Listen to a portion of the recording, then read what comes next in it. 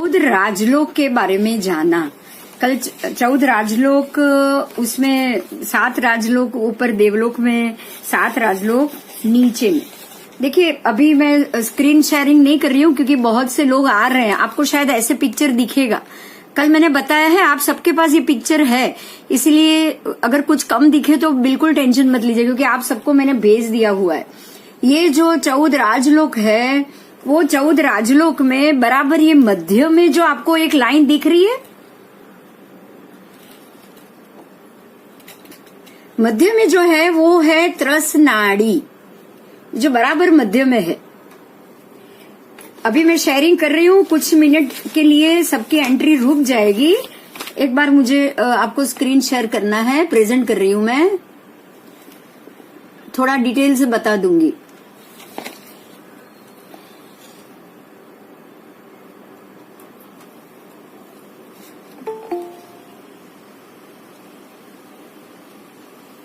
देखो ये दिख रहा है, खाली कोई एक हाँ बोल दीजिए बस। अब ये एक स्क्वायर के बीच में है, बाहर कुछ भी नहीं है। तो ये जो बराबर ये यहां से लेके यहां तक का जो एक ही काला पट्टा है ना, उसको त्रस नाड़ी बोला गया है। ये त्रस नाड़ी है। हाँ बोलो। पूरा नलाकार है, जो पूरा नलाकार हाँ बस गोली नली है। जैसे आप हमारे जो घर के अंदर पानी आना या कचरा जाना, ये जो पाइप होती है ना गोलाई में, भूंगली जैसा बड़ा, ये यहाँ तो स्क्वायर दिख रहा है लेकिन वो पूरा गोलाकार नली आकार की है, उसको त्रस नाड़ी बोला गया है। ये सारे 14 राजलोक में जितने भी जीव होते हैं ना, ये पूरे 14 राजलोक में ये एरिया है, ये एरिया है, वो सारे में जीव नहीं रहते। वहां पे सिर्फ निगोद के गोले होते, निगोद के गोले। लेकिन जीव जो मतलब घूम सकते हैं, त्रस जीव सारे त्रस नाड़ी के अंदर मिले।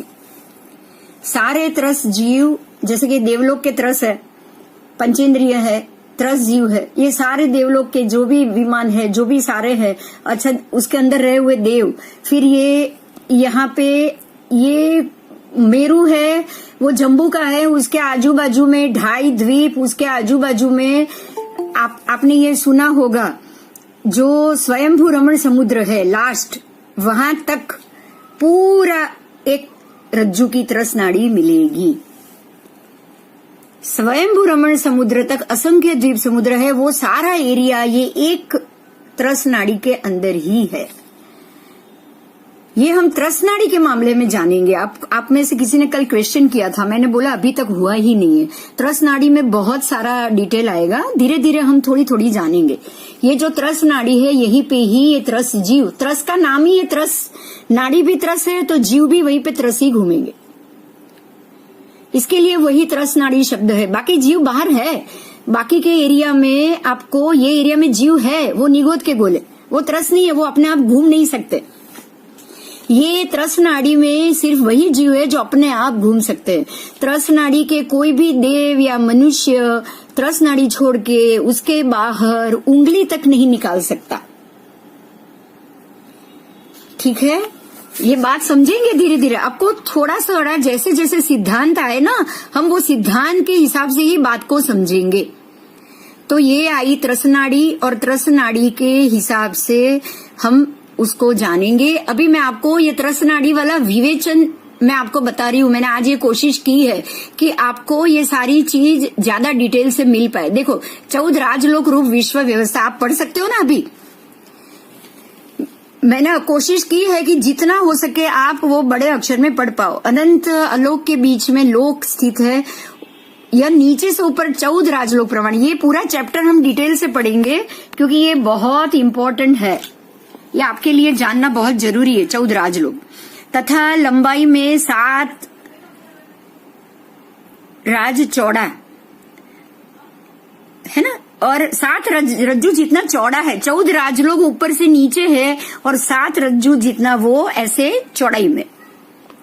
राज रज्जू एक प्रकार का क्षेत्र प्रमाण है। इसको रज्जू का मतलब है एक माप, जैसे हम किलोमीटर मीटर ऐसे मापते हैं ना, ऐसे ही योजन, योजन से आगे फिर ये रज्जू जाएगा। आगमों की भाषा में असंख्यात कोटा कोटि मतलब 1 करोड़ को आप 1 करोड़ से गिनो, उतने योजन को एक रज्जू माना गया है। एक उपमा द्वारा अगर इसको समझे, मतलब एक रज्जू का वजन कैसे हुआ, एक रज्जू का माप कैसे आएगा, हम नहीं निकाल सकते, लेकिन फिर भी हम समझने की कोशिश करेंगे। 3,81,27,970 मण, इतने मण वजन, ये मण है, किलो या 2 किलो नहीं, इतने मण वजन का एक भार होता है।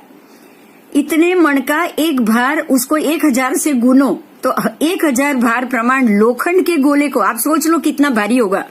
उतने बड़े गोले को कोई देव ऊपर से नीचे अगर फेंकता है, अगर कोई देव उसको ऊपर से नीचे फेंकता है, अगर कोई देव ऐसे गोले को ऊपर से नीचे फेंकता है तो उस गोले को पृथ्वी पर आते आते 6 महीना, 6 दिन, 6 प्रहर, 6 घड़ी और 6 समय लगता है। सारे 6 के मल्टीप्लीकेशन में अगर इतना बड़ा भारी गोले को ऊपर से नीचे फेंका जाए तो वो 6 महीना, 6 दिन, 6 प्रहर, 6 घड़ी और 6 समय तक जमीन पे पहुंचेगा। ठीक है। अब दूसरी रीत से एक निमेष मात्र में, निमेष मात्र मतलब आपकी आंख पलक का एक पलकारा, उतने में कोई महर्द्विक देव मतलब कोई शक्तिशाली देव 1 लाख योजन प्रमाण क्षेत्र का उल्लंघन करे। एक आंख के पलकारे में वो इतना क्षेत्र उल्लंघन करे तो वह देव उसी गति से 6 महीने तक जितना वो क्षेत्र को स्पर्श करता रहे ना, तब वो एक राजलोक बनता है, एक रज्जू,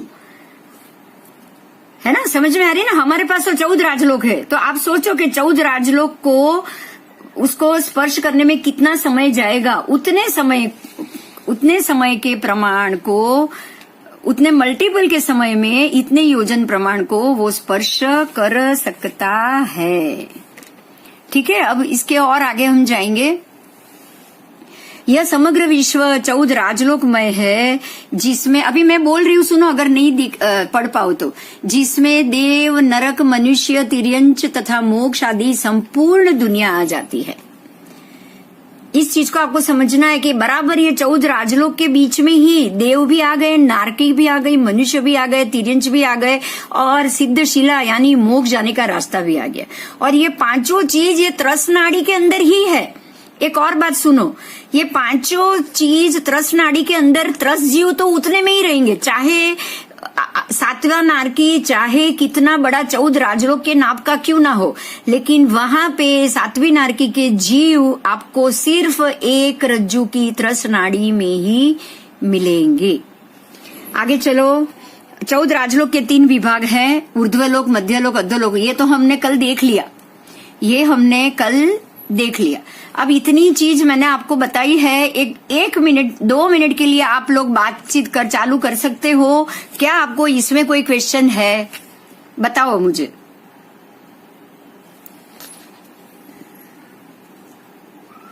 आपको अगर इसमें कोई क्वेश्चन है, ये समझने के नाप में कहीं कोई ऐसा ना हो कि कोई किलोमीटर समझ ले योजन को, बस ये इतना माप होता है कि उसको मल्टीपल करने के बाद हम ये बता ही नहीं सकेंगे कि ये कितना किलोमीटर हुआ या कितना माइल हुआ या क्या हुआ।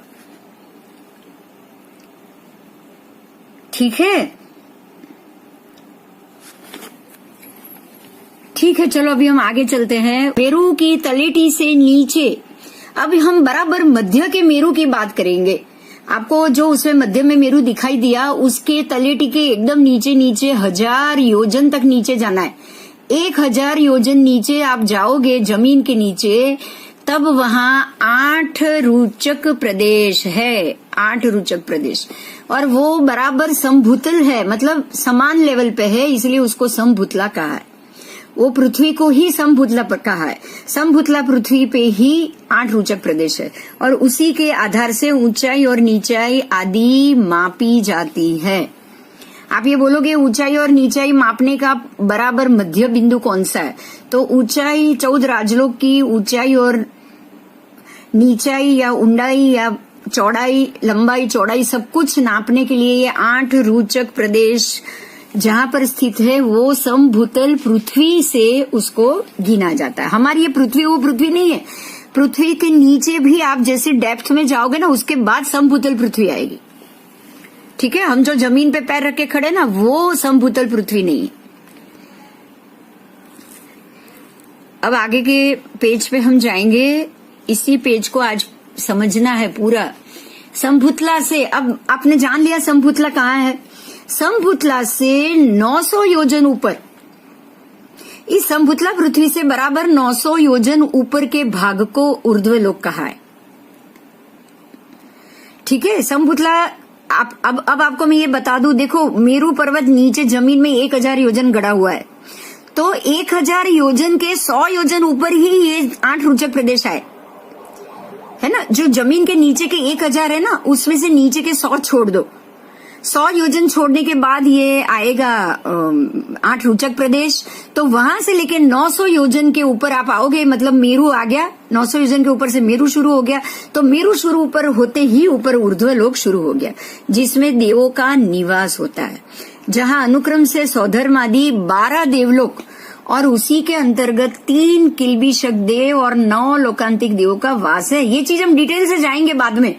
आप सिर्फ अभी ये जानो कि जो देवलोक का जो निवास है, वहीं से ही किल्बिषक देव और 9 लोकांतिक देवों का स्थान आ जाता है। उसके ऊपर 9 ग्रैवेयक और उसके भी ऊपर 5 अनुत्तरवासी देवों के विमान है, जो मैंने आपको कल बता दिए थे पिक्चर में।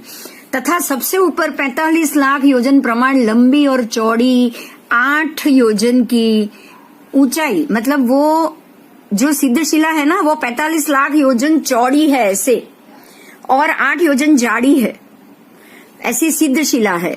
और लोकांत पर सिद्ध भगवान विराजमान है। ये सारा टॉपिक डिटेल से हम जाएंगे। इस तरह ऊर्ध्वलोक की लंबाई 7 राजलोक में थोड़ी कम प्रमाण है। चलो अभी एक बार मैं ये सारी चीज आपको बता देती हूँ। पिक्चर को ले जाके देखिए, ये पिक्चर आ गया आपका। देखो, जो आपने पढ़ा, ये जो मेरू था वो मेरू पर्वत ये है। अब ये मेरू पर्वत के बराबर नीचे, मेरू पर्वत तो 1 लाख योजन का है, उसमें से 99,000 जमीन के ऊपर है और 1000 नीचे जमीन के नीचे गड़ा हुआ है, जो हमारी जो पृथ्वी है ना उसके नीचे। तो जो नीचे 1000 योजन गड़ा है, उसी में नीचे बराबर मेरू की हमारी ये पृथ्वी है। ये पृथ्वी वहां से नीचे 900 योजन जाओगे तब आपको 8 रुचक प्रदेश मिलेगी। बराबर उसके नीचे 100 योजन जाओगे, उसके बाद समभूतल पृथ्वी मिलेगी। फिर हम ऊपर आएंगे, ये मेरू आ गया। जैसे ये जमीन शुरू हो गई और ये मेरू खत्म होते ही 1 लाख योजन खत्म होते ही ये देवलोक शुरू हो गया। देवलोक शुरू होने के बाद ये पहला देवलोक, ये दूसरा देवलोक, उसके बाद ये तीसरा, ये चौथा, फिर ये 5वां, ये 6ठा, एक के ऊपर नीचे। देखो ये दोनों आसपास है, 1 2 3 4 बाजू बाजू में। 5वां और 6ठा एक दूसरे के ऊपर। फिर 7 और 8 देवलोक। उसके बाद आएगा 9 10 11 12, वो ऐसे 4 आएंगे। ये एक ही स्क्वायर में 4 आएंगे। उसके बाद ये 9 आ गए ग्रैवेयक, उसके ऊपर 5 अनुत्तर विमान। ये सब आपके 14 राजलोक के अंदर है। एक बात समझना, ये लोक में है, ये सारी चीज लोक में है। अब आओ लोकांत, मतलब लोक खत्म हो गया, और यहाँ पिक्चर में ऐसा बताया है, लेकिन लोकांत खत्म होते ही देखो ये टच नहीं हो रही है। यहाँ पे सिद्धशिला ये अनुत्तर विमान को टच नहीं हो रही है। जैसे ये 5 अनुत्तर विमान खत्म हो गए, हमारा लोक खत्म हो गया। उसके बाद लोक के ऊपर थोड़ी सी जगह छोड़ के लोकांत के ऊपर बाहर निकल के 45 लाख योजन चौड़ी सिद्धशिला है, और उसी सिद्धशिला में सभी सिद्ध गति के देव जो यहाँ से मोक्ष हो गए वो वही जाएंगे। तो सिद्ध गति के देव या सिद्धशिला लोक को स्पर्श नहीं करती। ये पिक्चर में ऐसा है, लेकिन आपको ये चीज याद रखनी है कि ये लोक को स्पर्श नहीं करती। ठीक है, आपने जो इतनी चीज समझ ली, उसका भी डिस्क्रिप्शन हो गया है, क्योंकि ये आज का लेसन समझना ज्यादा है, और अगर आपको ये समझ में ना आए ना तो मुश्किल हो सकती है।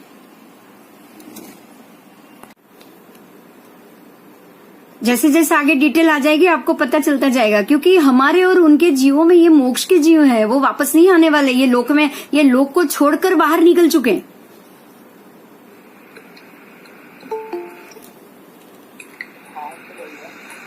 ठीक है।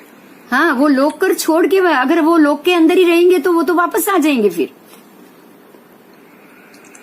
तो मतलब आलोक में है वो? नहीं, आलोक तो उसके बाद आएगा। वो आपको है ना, जैसे लोकांत आएगा वो अभी नहीं आएगा, वो आपको बाद में आएगा, क्योंकि बाकी डिटेल समझ लोगे ना उसके बाद। लोकांत क्या है पता है, मैं बताऊं। पूर्व लोकांत चरमांत, मतलब लोक की पूर्व दिशा का चरम अंत, लास्ट। फिर ऐसे ही पश्चिम का चरम अंत, ऐसे ही दक्षिण का चरम अंत। ये सारी चीज हम पढ़ेंगे बाद में। ठीक। वो क्या है, वो लोकांत की डिटेल में जाएगा। अभी आप क्या कर रहे हो, एक एक अभी त्रसनाड़ी पढ़ रहे हो, तो त्रसनाड़ी का महत्व क्या हुआ। तो जो जीव त्रस है, जो आ जा सकते हैं, जो चल सकते हैं, वही त्रसनाड़ी के अंदर रहेंगे। अब सिद्ध गति के जीव को तो वापस उनको यहां से निकल के दूसरी योनि में जाके जन्म तो लेना नहीं है, तो वो त्रसनाड़ी के अंदर तो रह ही नहीं सकते। ओके। जो अनुत्तर देव विमान में जो भी देव हैं, उनको तो अभी अगले जन्म में उसमें भी सर्वार्थ सिद्ध वाले नीचे के देव भी तो अभी भी कभी भी हो सकता है उनको एक दो भव करना पड़े। लेकिन जो पांचवा अनुत्तर सर्वार्थ सिद्ध है, जो सबसे ऊपर है, उनको तो दूसरे ही भव में मोक्ष है, तो उनको तो जाना पड़ेगा ना, जन्म लेना पड़ेगा ना मनुष्य रूप में। वो तो देना पड़ेगा। हाँ, तो बस यही समझना है, जो जन्म लेने वाले हैं ना, वही त्रसनाड़ी के अंदर, और वही 14 राजलोक के अंदर। त्रसनाड़ी ही 14 राजलोक में। तो जो अब जन्म नहीं लेंगे, उनको त्रसनाड़ी छोड़ के बाहर जाना पड़ेगा, और उनको 14 राजलोक छोड़ के भी बाहर जाना पड़ेगा। तो वो 14 राजलोक में नहीं है सिर्फ। हाँ, बस उसके लिए हम आगे करेंगे डिटेल से। अभी कोई डिस्प्यूट में मत जाना कि इन्होंने ये कहा, इन्होंने ये कहा। मैं आपसे ये रिक्वेस्ट कर रही हूँ, ठीक है। आगे आएगा आपको, तो आपको हर एक टॉपिक इसमें अपने जैनिज्म के हर एक टॉपिक को आपको डिटेल में पढ़ना है। ओके। तो इसके अभी एक बात इतना आप खाली मैं स्पष्टीकरण दे दूं कि सिद्ध गति के जीव अभी त्रस नहीं है, वो वहां से मूव भी नहीं हो सकते। अभी त्रस तो नहीं है। हाँ, बस तो त्रस नहीं है ना, इसलिए वो त्रस नाड़ी में नहीं आएंगे। ठीक है। और त्रसनाड़ी में 5 ऊपर के सभी 12 देवलोक, फिर 9 ग्रैवयज्ञ, और उसके ऊपर 5 अनुत्तर विमान, वो जो सारा देवलोक है, वहां पे जो त्रस जीव है वही आएंगे जाएंगे, आएंगे जाएंगे। यही कारण है कि त्रसनाड़ी में जो जीव को दूसरा भव लेना बाकी है वही रह सकते हैं। उसके अलावा जिनका मोक्ष हो चुका है वो यहाँ नहीं रह सकते। ये सिद्धांत है। ठीक है। और कोई क्वेश्चन है किसी को? ये समझ में आ गया? संभूतला वो भी डिटेल से आएगा, सारी चीज डिटेल से। अभी आप सिर्फ ऊपर की मोटी मोटी बात जानो कि संभूतला कहाँ है, तो वो मेरू के बराबर 1000 योजन नीचे है। 8 रोचक प्रदेश, वो तो बहुत महत्व के है। उसके ऊपर तो इतना डिटेल ज्यादा हमको जानना है कि पूछो नहीं, क्योंकि वही 8 रोचक प्रदेश है जो हमारे आत्मा के, हमारे शरीर के अंदर भी है। मतलब जो जीव भव्य है उनके भी 8 रोचक प्रदेश होते हैं। और जब जो जीव समुद्घात करते हैं ना, केवली समुद्घात, मैं अभी बता देती हूँ उसका 8 रोचक प्रदेश का महत्व क्या है। जो जीव केवली समुद्घात करेंगे वो अपने ही 8 रोचक, वो अपनी आत्मा के जो 8 रोचक प्रदेश है उसको ले जाके मेरू पर्वत जितना अपना शरीर बनाएंगे, और मेरू के नीचे जो 8 रोचक प्रदेश है अपने रोचक प्रदेश को उसके ऊपर लेकर रखेंगे। और इस प्रकार से ही वो सारे कर्मों को अपना शरीर 14 राजलोक में फैलाकर जहां जहां उनको कर्म भोगना है उसको खत्म करेंगे। ये होता है केवली समुद्घात। और केवली समुद्घात के वक्त ये रोचक प्रदेश मेरू के भी यूज होते हैं, काम में आते हैं। और वो जो जीव केवली होने जा रहा है, जो केवली समुद्घात कर रहा है, उसके भी 8 रोचक प्रदेश काम में आते हैं। ओके। तो 8 रोचक प्रदेश का आगे कुछ आएगा डिटेल, वो हम आगे जान लेंगे। अभी और कोई क्वेश्चन है?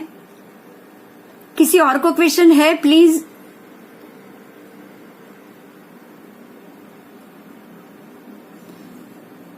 तो मैं अभी नीचे नारकी शुरू कर दूं? ठीक है, चलो अभी मैं प्रेजेंटेशन में जा रही हूं।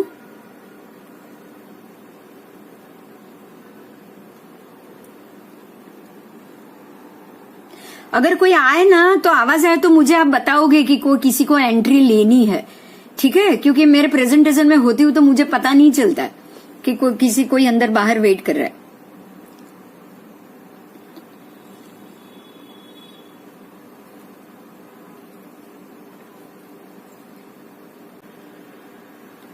देखिए अभी आपको कुछ इसमें से कुछ ना कुछ पढ़ाई दे रहा होगा। अभी हम अधोलोक की बात करेंगे। एक बार अधोलोक का हम ये पढ़ लेते हैं, उसके बाद मैं शुरू करती हूँ। संभूतला से 900 योजन ऊपर के भाग को ऊर्ध्वलोक कहते हैं। अब हम आएंगे मध्य तिरछा लोक। मध्य लोक मतलब कि तिरछा लोक। अब मध्य लोक क्या है, तो जो मेरू के आसपास उर्ध्वलोक देवलोक है, अधोलोक है वो नारकी है। बराबर उसके बीच में जो ये मैंने आपको बोला था ना कि जम्बू से लेके स्वयंभू रमण समुद्र तक का जो पूरा, वो भी बहुत असंख्य योजन है, वो उसका भी कोई नाप नहीं है। वो जो है वो है मध्य लोक, मतलब तिरछा लोक। उसका नाम मध्य लोक भी है और तिरछा लोक भी है।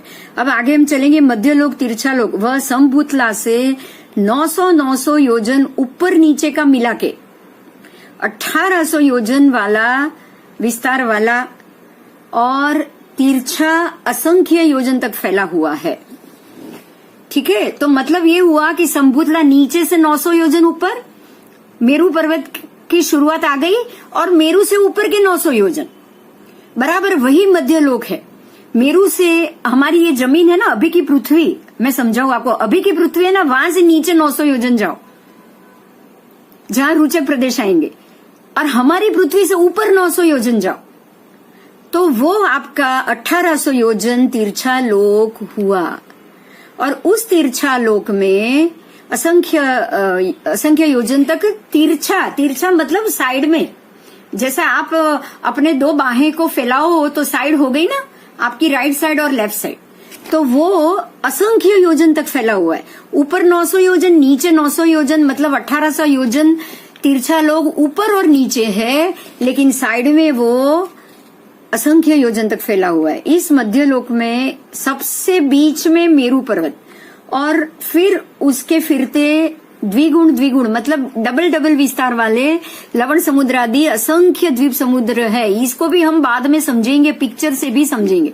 आपको अभी ये समझना है कि बराबर मध्य में है जम्बू, उसके बाद 2.5 द्वीप जाएंगे, और वो द्वीप जम्बू से लेके, जम्बू 1 लाख है, उसके बाद सारे उसके डबल योजन के द्वीप समुद्र होंगे।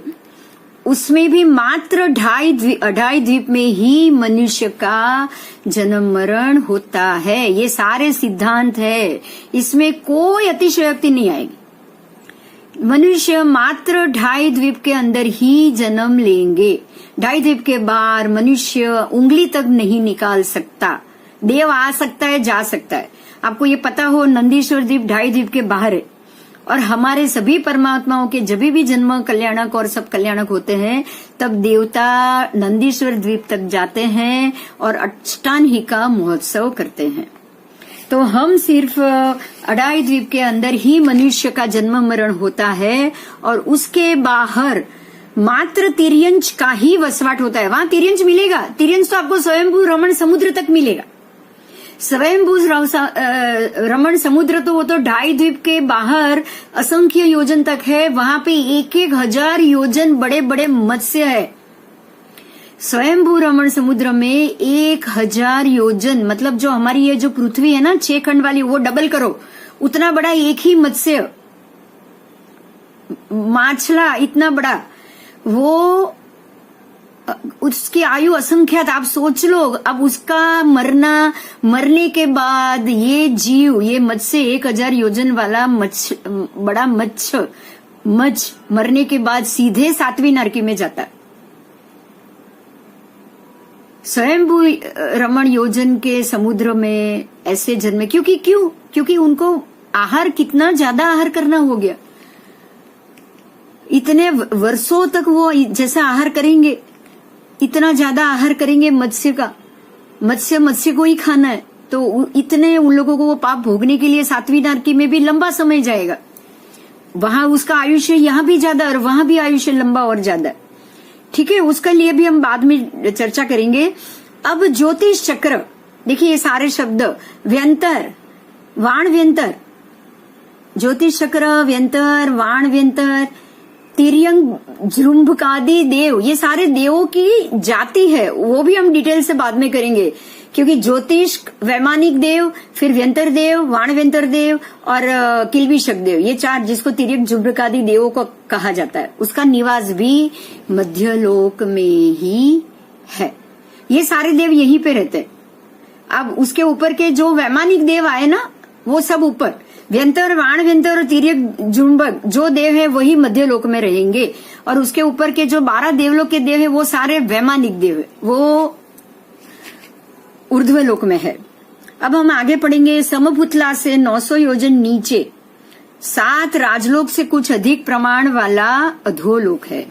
जो हमने ये देखा था ना, इसमें नीचे की पृथ्वी, देखो ये नीचे मध्यलोक आ गया, ये बॉर्डर। अब नीचे आप जाओ जाओ जाओ, 1 2 3 4 5 6 7 नरक पृथ्वी, वो सातों के सातों आपकी नरक पृथ्वी हुई। 14 राजलोक के बराबर मध्य संभुतला से 7 नरकी आई हुई है, तथा उसमें ही भवनपति वगैरह देव भी रहते हैं। आपने ये जाना होगा, भवनपति इंद्र भी है, जो आज हम धर्णेन्द्र देव जिनको मानते हैं ना, धर्णेन्द्र देव, पद्मावती माता और धर्णेन्द्र देव, वो भवनपति देव है। और उनका स्थान देवलोक में ऊपर नहीं है, वो नीचे है। भवनपति देव कहाँ पे? तो वो नरक, पहली नारकी के ऊपर भवनपति के आवास होते हैं, उसी के अंदर। तो धर्णेन्द्र भवनपति देव है, चमरेन्द्र भवनपति देव है, बलीन्द्र भवनपति देव है। ये सारा हम पढ़ेंगे बाद में। 64 इंद्रों के बारे में हर एक की डिटेल को हम पढ़ेंगे।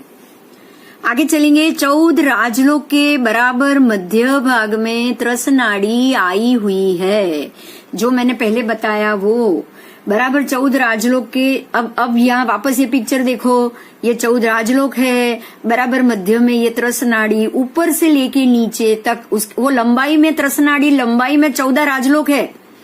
यहाँ से शुरू होगी, नीचे तक रहेगी। ये 14 नंबर है ना, साथ में देखो साइड में 7 ये और 7 ये, 7 + 7 14। 14 राजलोक लंबी। त्रसनाड़ी का नाप कैसे बोलोगे आप? त्रसनाड़ी 14 राजलोक लंबी और 1 रज्जू चौड़ी है। ये चौड़ी मात्र 1 रज्जू, ये यहाँ से लेके यहाँ तक, ये जो चौड़ाई है ना उसकी भूंगला गोल, वो 1 रज्जू है, लेकिन ऊपर से नीचे तक वो 14 रज्जू लंबी। ठीक है, तो 14 राजलोक लंबी है त्रसनाड़ी।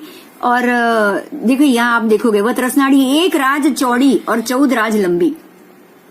देव, मनुष्य, तिर्यंच और नारकी स्वरूप सर्व जीवों का निवास। देव, मनुष्य, तिर्यंच और नरक सारे आ गए। जो चार गति है ना हमारी, देव गति, मनुष्य गति, नरक गति और तिर्यंच गति, ये सभी चारों की चारों गति रूप सर्व त्रस जीवों का निवास इस त्रस नाड़ी में हो सकता है। उसमें ही हो सकता है, ऐसा नहीं हो सकता है, उसमें ही हो सकता है। त्रस नाड़ी के बाहर ये 4 गति त्रस नाड़ी के बाहर मौजूद नहीं है, क्योंकि त्रस नाड़ी के बाहर तो केवल स्थावर जीव है का ही निवास हो सकता है। अब वो स्थावर जीव कहाँ रहेंगे वो मैं आपको बताती हूँ। अब ये स्थावर जीव कहाँ रहेंगे उसके लिए भी हम जानेंगे। देखो जैसे ये आप 14 राजलोक आपने देखा, तो बराबर बीच में त्रस नाड़ी। अब उसके बाद वाला ये जो एरिया है ना ब्लू कलर का, आपको दिखाई दे रहा है, ये वाला ब्लू और ये वाला ब्लू, त्रस नाड़ी छोड़ के बाकी का एरिया जो ये यहां से ये आकार में जाता है, यहाँ पे स्थावर जीव है, क्योंकि आलोक में तो वो भी नहीं है। ये त्रसनाड़ी, ये लोक और ये अलोक, समझ में आ रहा है? ये त्रसनाड़ी, ये लोक और ये अलोक। तो त्रसनाड़ी को छोड़ के जो बाकी का लोक का एरिया है, यहाँ भी और यहाँ नीचे भी, नीचे के एरिया में भी, वो सारे एरिया में आपको निगोद के गोले भरे हुए मिलेंगे और उसी में सिर्फ स्थावर जीव रहेंगे। जब वो उसका भी डिटेल से टॉपिक आएगा तब मैं उसका भी पिक्चर आपको बताऊंगी। अभी हम सिर्फ इतना जानेंगे कि त्रसनाड़ी के बाहर जो भी जीव है वो सारे स्थावर है, केवल स्थावर जीव का ही निवास है। लेकिन ये लोक में है, ठीक है? लोक छोड़ के आगे सिद्धशिला में, सिद्ध गति में आएंगे तो तब उसकी चर्चा करेंगे।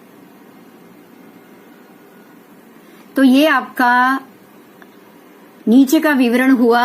ये मध्य लोक, ये मेरू पर्वत, देखिए ये मेरू पर्वत बराबर मध्य में, ये मेरू है। मेरू के नीचे ये पूरा आपको डिटेल में ये जो एरिया है ना, ये मेरू है। ये मेरू के नीचे का जो एरिया है, जमीन के नीचे बराबर 900 योजन मेरू के नीचे, और 900 योजन वो छोड़ने के बाद नरक शुरू होती है। पहली नारकी, ये बीजी नार, दूसरी नारकी, फिर ये तीसरी नारकी, ये चौथी नारकी, ये पांचवी, छठी और ये सातवीं नारकी। और सातवीं नारकी में भी ये नरक चाहे इतनी लंबी है, यहाँ भी एरिया है, यहाँ भी एरिया है, लेकिन नरक के जीव कहाँ रहेंगे? सिर्फ इतने एरिया में, त्रस में ही रहेंगे। ये त्रस नाड़ी को छोड़ के जीव बाहर नहीं जाएंगे। बराबर? तो ये आपका 14 राजलोक, उसमें त्रस जीव कहाँ रहेंगे, कौन कौन से जीव रहेंगे, कौन कौन संभूतला के बारे में मैं आपको समझाती हूँ। संभूतला पृथ्वी जो हम रह रहे हैं वो संभूतला नहीं है। अभी आप जो जमीन के ऊपर पैर रख रहे हो वो संभूतला नहीं है, बराबर उसके नीचे 1000 योजन और हमारे यहाँ से कम है, लेकिन मेरू के नीचे 1000 योजन है। वो भी हम बाद में ही समझेंगे, आप अभी कुछ नहीं समझ पाओगे। पूरी डिटेल आपको जब तक आपका पूरा जम्बू द्वीप खत्म नहीं होगा, अभी सिर्फ जानो। मैंने आपको इसलिए पहले ही बोला है कि आपको पहले जानना पड़ेगा, दूसरे बाद में ही एप्लीकेशन होगा। जब आप पूरा जम्बू का एरिया समझ लोगे, क्यों पता है? द्वीप ऐसा है, देखो मैं एक बार फिर भी आपको समझा लेती हूँ, क्वेश्चन किया है तो। द्वीप ऐसा है, उल्टा रखा हुआ तवा, तो यहां से आप अब, और सीधी जमीन ऐसी आएगी तो यहां से तो डेप्थ कम हो जाएगी, यहां से ज्यादा हो जाएगी, होगी कि नहीं होगी? आप छाता खोलो, कि आप छाता को जमीन पे रखो, बीच का डंडा निकाल दो, आप छाते में से बीच का डंडा निकाल दो और बाकी का पूरा जो छत्ता है उसको खोलो, तो बीच में से नीचे जगह ज्यादा है और किनारे से कितनी जगह है? हाँ। बहुत कम है। तो हमारे भरत क्षेत्र से नीचे तो वैताडय पर्वत सिर्फ 5 योजन ही जमीन में गड़ा हुआ है। वैताडय पर्वत सिर्फ 5 योजन ही जमीन में गड़ा हुआ है। इसके आगे आप जाओगे 7 क्षेत्र में, जो बीच वाले क्षेत्र है, जैसे हमारे ये छोड़ने के बाद आएगा आपका लघु हिमवन, वो नीचे से 50 योजन गड़ा हुआ है। उसके बाद वाला 100 योजन गड़ा हुआ है, उसके बाद वाला निषद 400 योजन गड़ा हुआ है, और सीधा मेरू 1000 योजन गड़ा हुआ है। वो आपका तंबू हुआ कि नहीं हुआ, छाता हुआ कि नहीं? हर जगह से आपको कम गड़ा हुआ मिलेगा। हाँ। तो नीचे की जमीन तो लेवल में है। अब यहाँ अगर हमारा भरत क्षेत्र है, कोने में एक उसके कोने में भरत है, तो यहाँ से नीचे संभूतल तो खाली 5 योजन ही नीचे आई ना। यहाँ के पर्वत के नीचे 50 योजन आई। अच्छा। फिर यहाँ के पर्वत के नीचे 100 योजन, उसके बाद निषद के 400 योजन, फिर 1000 योजन, उसके बाद वापस 400 योजन, फिर वापस 100, फिर वापस 50 और फिर वापस 5। तो छाता हुआ ना, उल्टा रखा हुआ। हाँ। बस, तो ये समझ में आ गया। तो हम तो ये जानेंगे, मेरू के नीचे बराबर 1000 योजन नीचे संभूतला है, भरत के नीचे 5 योजन नीचे संभूतला मिल जाएगा। अच्छा, आप समझ में। हाँ, क्लियर हो गया ना? बहुत अच्छा हुआ। आपको जब भी लगे मुझे थोड़ा शायद जल्दी है, लेकिन मन में प्रश्न नहीं रहना चाहिए, आप तुरंत बता देना, क्योंकि प्रश्न का निराकरण होगा ना, नहीं तो आपको सब्जेक्ट ही बोरिंग लगने हो जाएगा। नहीं, समझ में आ गया। हाँ, बस। तो हम क्या कर रहे हैं पता है? हम तो इसी को ही, जो बाहर पड़ी है उसको ही जमीन मान लेते हैं। आपको ये पता होगा कि हम अपनी पृथ्वी के नीचे देखोगे ना, तो आप नीचे मेट्रो स्टेशन तक, 5-5 माल के मेट्रो स्टेशन तक बन रहे हैं हमारी ये रोड के नीचे, जमीन के नीचे। और 250 फुट खोदते हैं ना, उसके बाद पानी निकलता है। तो आप ये सोचो कि 250 फुट तक की जमीन है, उसके नीचे पानी है, उसके नीचे और कोई खनिज द्रव्य है, और कितना है, उसके बाद ये नारकी वारकी सब शुरू होगी। तो हमारे 5 योजन तो आई नहीं, तो मेरू के नीचे 1000 योजन कितना डीप होगा? हाँ, है ना? तो अब पिक्चर क्लियर होगा। मेरू के नीचे जो 1000 योजन गड़ा हुआ है, उसमें से 900 योजन नीचे जाओ, उसके बाद 8 रुचक प्रदेश है। मैं कल परसों जब उसका टॉपिक आएगा तब उसका पिक्चर भी बताऊंगी, आप चिंता मत करो। आप सिर्फ इतना सोचो कि मेरू के 900 योजन नीचे रुचक प्रदेश, आपको अभी इतना ही याद रखना है बस। ओके। और उसके नीचे और 100 योजन जाएंगे, क्योंकि रुचक के नीचे भी जमीन तो होगी ना। लास्ट तो रुचक रह नहीं सकते, है ना? तो समभुतला से 100 योजन जमीन, उसके ऊपर 8 रुचक प्रदेश, उसके ऊपर 900 योजन, उसके बाद मेरू पर्वत। अच्छा। क्लैरिटी हो गई? हाँ, हो गई। बस अभी कोई और क्वेश्चन हो तो बोलो।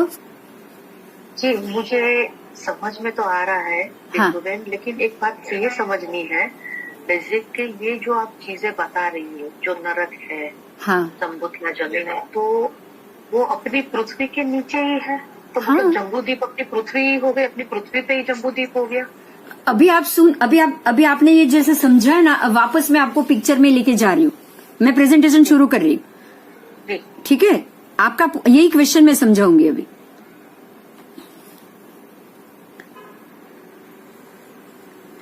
देखो, मैंने आपको अभी थोड़ी देर पहले ये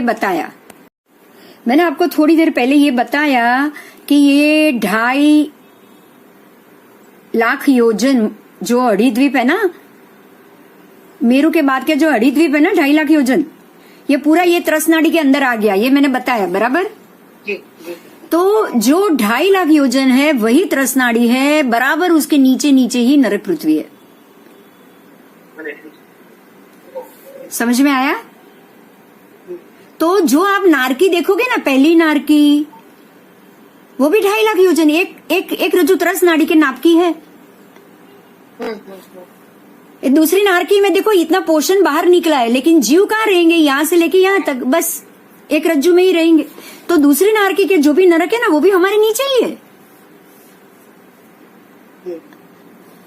मेरी बात समझ में आ रही है? मेरा कहना है कि जो हमारा पृथ्वी का गोला है, हाँ हाँ। तो वो गोले के बाद शुरू होती है नरक, गोले के अंदर से नहीं। अभी मैं एक बात समझाऊं आपको। देखो, एक बात मैं समझाती हूँ। हमारे कल के वापस पिक्चर में हमारा पृथ्वी गोला है ना, आपको पहले तो यही क्लियर करना है। 1 मिनट रुको आप।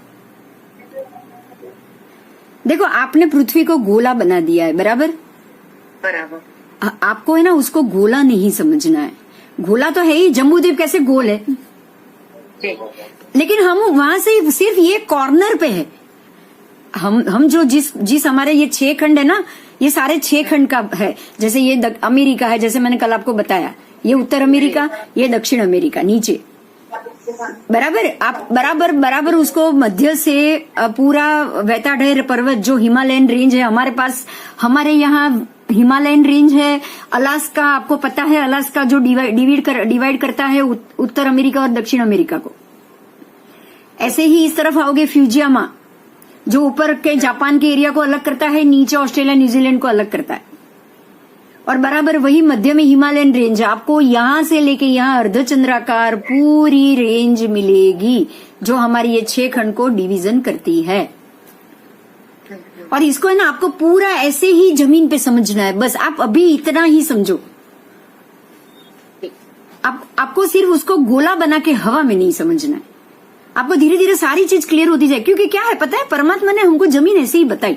अब ऐसे क्यों समझनी है ना, वो डिटेल जब तक आप पूरा जम्बूद्वीप जानोगे ना, उसके बाद करेंगे।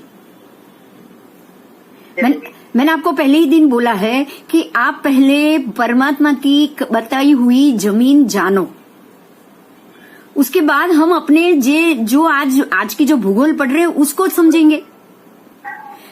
अब जब तक परमात्मा की बताई हुई पूरी जमीन नहीं जानोगे, आप डिस्टिंग्विश कैसे करोगे उसको? दोनों की अगर हमें तुलना करनी है तो हमें दोनों को पूरा जानना पड़ेगा या नहीं? आपने वो जाना ही नहीं है। और अब ये 6 खंड है ना, परमात्मा ने क्या बताया है वो अभी मैं आपको बता रही हूँ, वो बात जानो। पूरा जम्बूद्वीप है, उससे 190वां भाग, आप 190 करो जम्बूद्वीप को, 1 लाख योजन है जम्बूद्वीप, बराबर? उसका 190वां भाग है ना, वो हमारी ये 6 खंड की पृथ्वी है।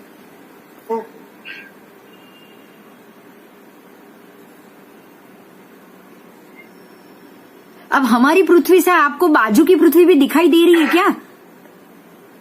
189वीं पृथ्वी भी हम देख सकते हैं क्या हमारी ये 6 खंड की पृथ्वी से?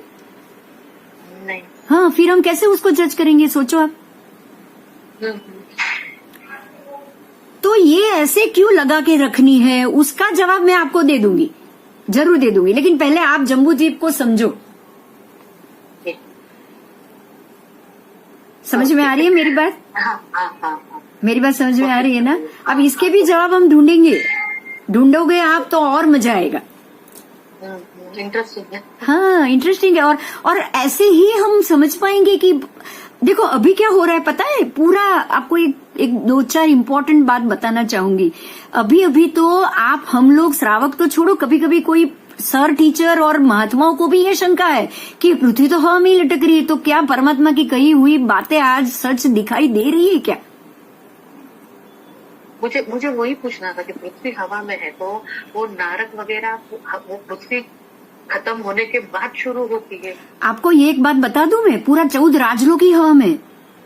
अच्छा, क्यों पता है? मैंने आपको पहले ही दिन बताया था, चारों तरफ अलोकाकाश से बीच में एक छोटा सा मध्य बिंदु है, वो 14 राजलोक।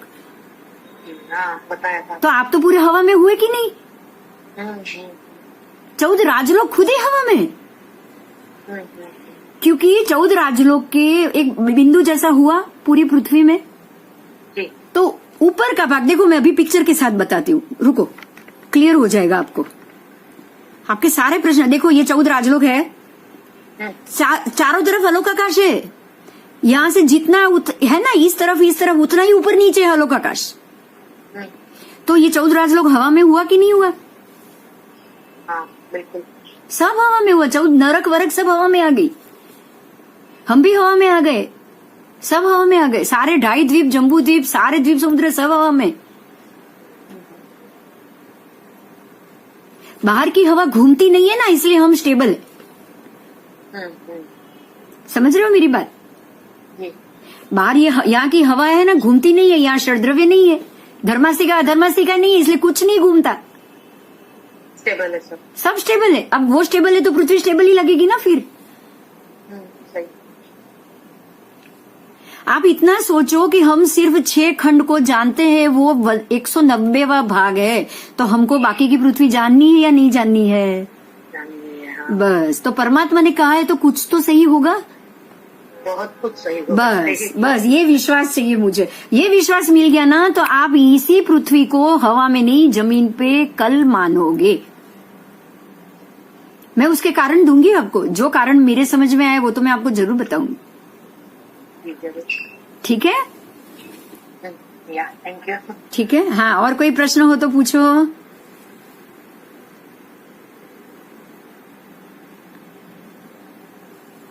और किसी को कोई प्रश्न हुआ है?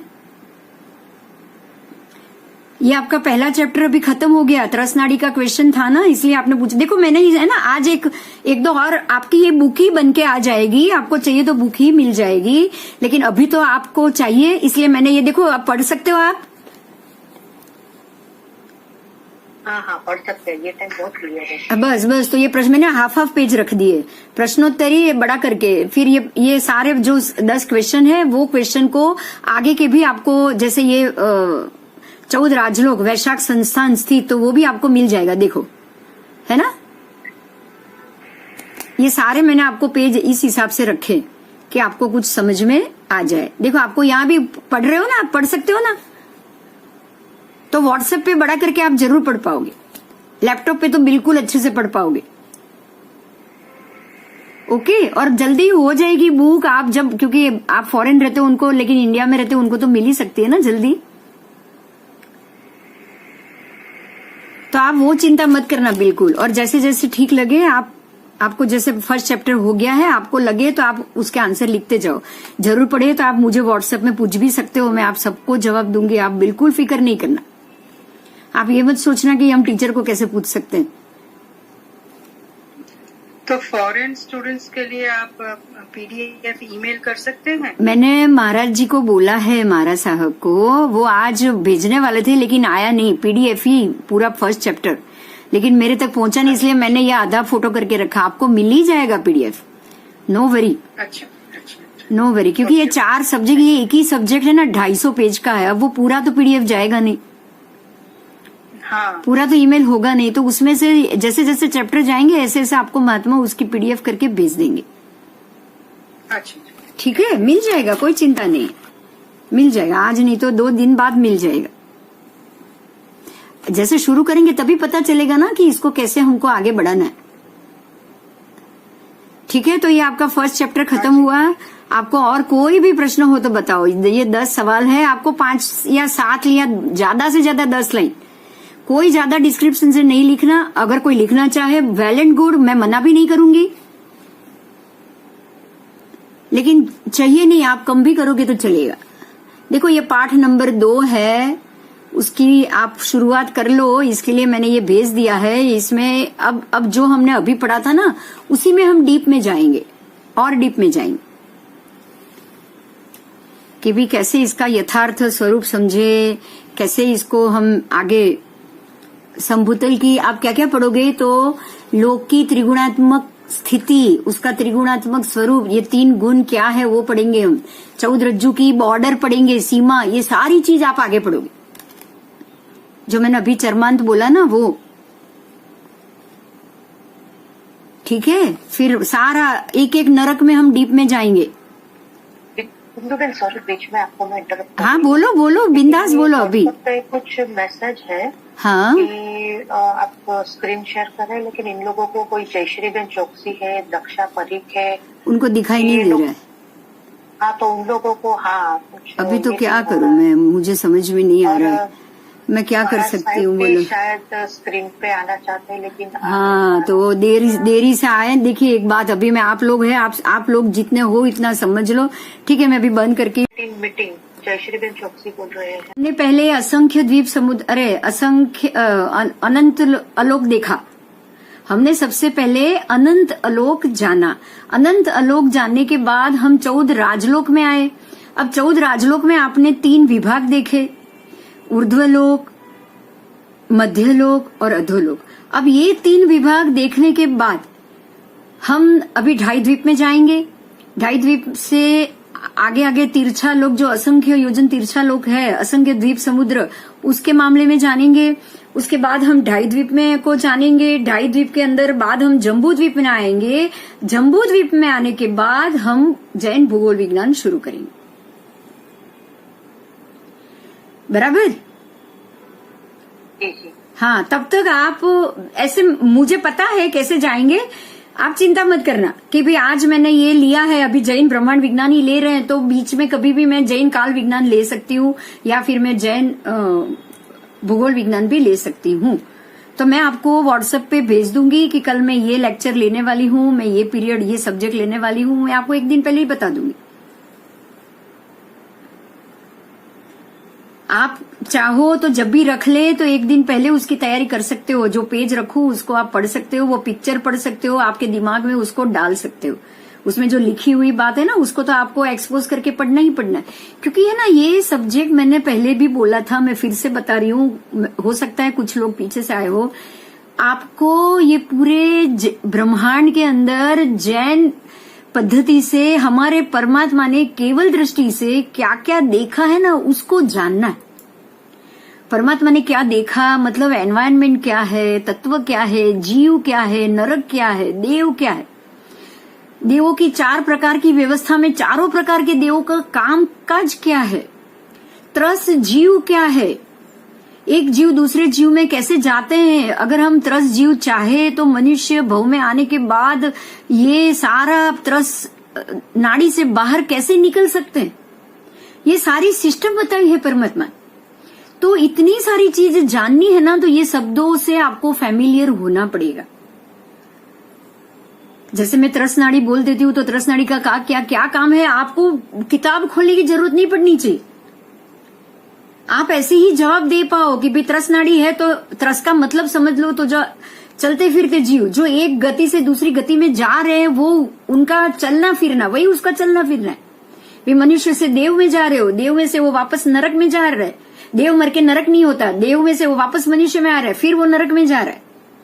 नरक मर के देव नहीं होता है, तो नरक वापस की रेंज में जाएगा, फिर मनुष्य में आएगा, फिर देव में जाएगा। तो ये सारा जो उनका आना जाना है, ये जो सिस्टम है, वो सिस्टम त्रस जीव करेगा। तो त्रस जीव त्रस नाड़ी में ही रहेगा। ऐसा सिस्टम स्थावर जीव नहीं कर सकते क्या? स्थावर नहीं कर सकते। स्थावर जब उसका आयु पूरा होगा ना, फिर उसको अनुपूर्वी लेके जाएगी। जब उसका कहीं पे जाकर जन्म लेना है वो आएगी। और स्थावर में है ना, स्थावर में आपको नित्य निगोद मालूम होगा। कोई स्थावर जीव,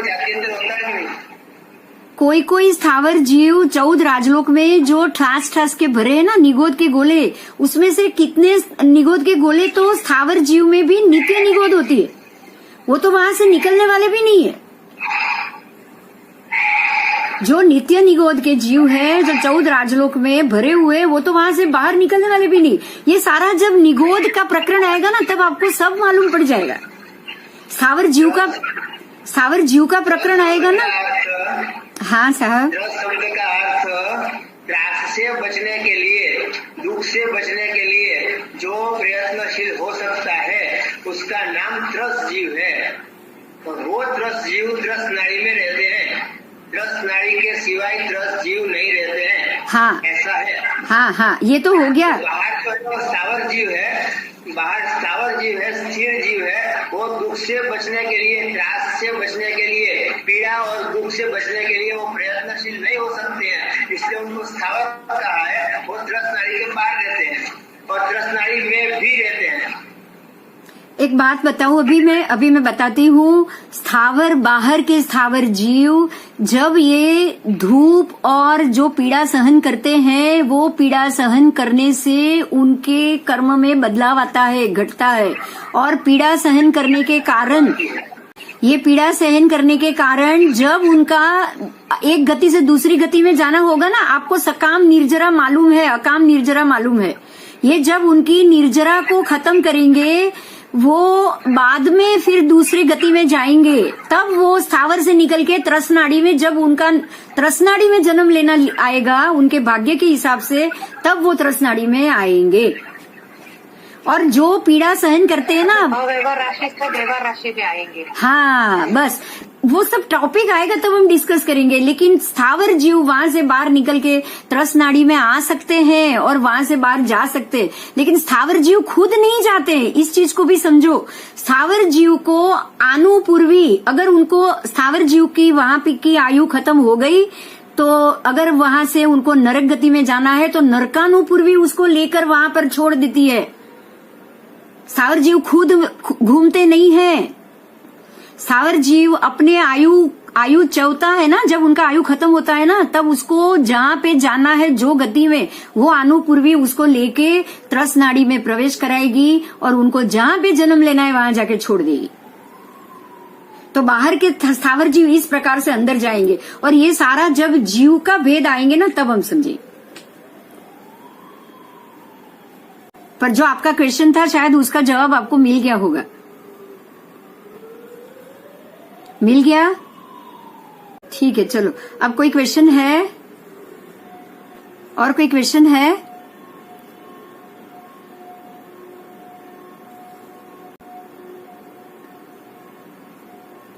क्वेश्चन है? नहीं तो बंद करूं मैं, अभी सीधा सोमवार को मिलेंगे। 8 और 5 हो चुकी है। शायद किसी को नहीं है क्वेश्चन। ओके, फिर तो 8 और 5 हो चुकी है, तो अभी बंद करेंगे हम।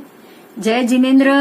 सोमवार को मिलेंगे और सोमवार को इसका दूसरा पार्ट होगा, और उसकी मैं जैसा आज भेजी है वैसे ही आपको अभी कॉपी भेज दूंगी। ओके ओके, आप आप पढ़ सकते हो। आप लैपटॉप में तो इसको बड़ा करके बहुत क्लियर पढ़ सकते हो, कोई दिक्कत नहीं। जी, अभी पढ़ सकती हूँ मैं, अभी पढ़ा इतना। ठीक है, बस ऐसे ही करके मैं भेज दूंगी। ओके, जय जिनेन्द्र। जय जिनेन्द्र, जय जिनेन्द्र, जय जिनेन्द्र।